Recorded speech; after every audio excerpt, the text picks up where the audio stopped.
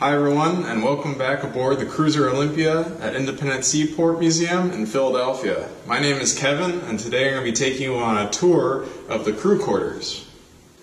When Olympia was active, she had 450 crew members.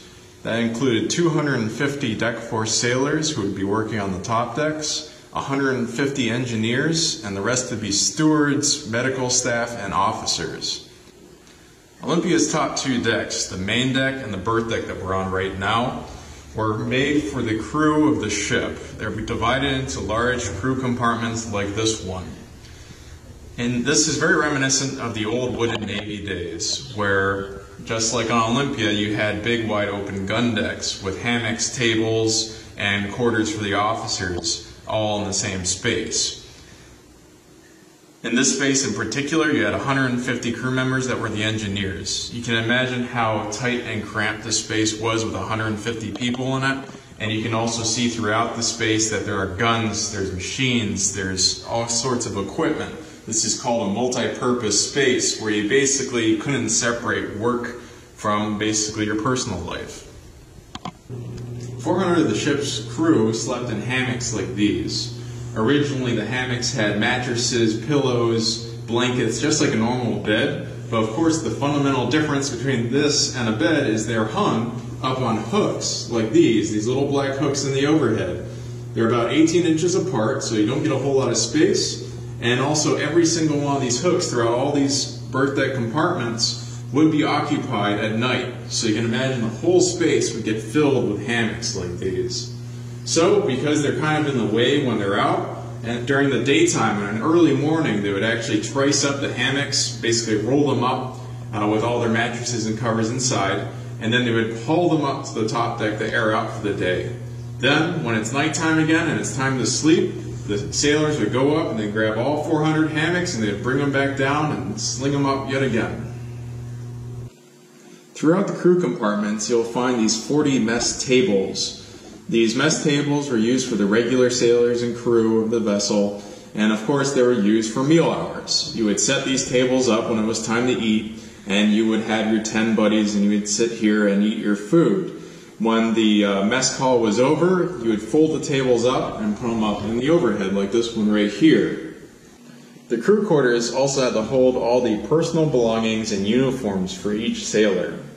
In the sea bags that seen behind me right here, you had the uniforms of each sailor. You would have your hats, your shoes, your underwear, your jumpers and trousers, all confined in a little tiny sea bag, which would be inspected by officers periodically, and so it wasn't really a personal space. That was just there for your uniform. You also had in racks throughout the vessel what's called ditty boxes. The ditty boxes each contain the personal belongings of a sailor. So you'd be assigned one of these when you joined the Navy, and you'd keep all of your personal letters, your correspondence, your earnings, because you'd be making money in cash, and anything else that you hold near and dear you would put in one of these little boxes. So this was really your only private space on an entire ship when you were a regular sailor.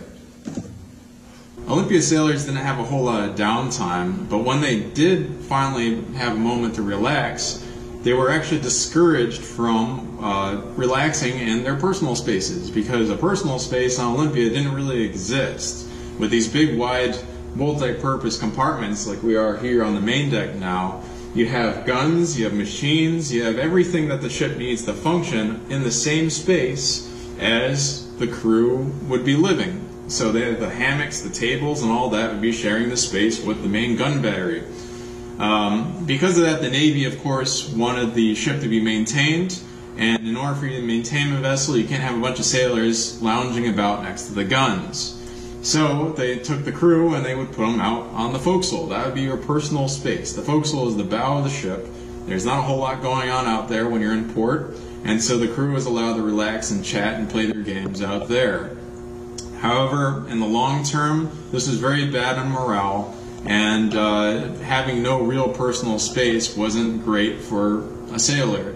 So in future ships after Olympia, they started subdividing these compartments so that you'd have crew spaces, you would have mess halls, you'd have gun compartments and machinery compartments, so that everything was separated. and that in the long term was a much better deal. So here we are at the end of today's brief tour of the crew compartment of Olympia.